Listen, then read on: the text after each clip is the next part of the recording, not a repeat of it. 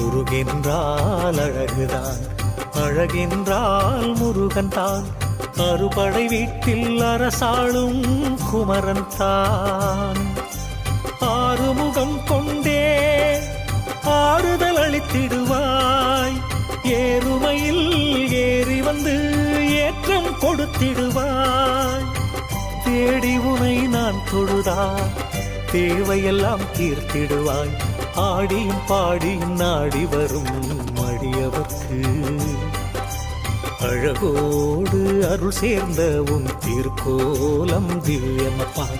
ஆடியும் பாடியும் நாடி வரும் அடியவர்க்கு அழகோடு அருள் சேர்ந்த உன் திருக்கோலம் திவ்யமப்பா. முருகென்றால் அழகுதான், அழகென்றால் முருகன் தான். அறுபடை வீட்டில் அரசாளும்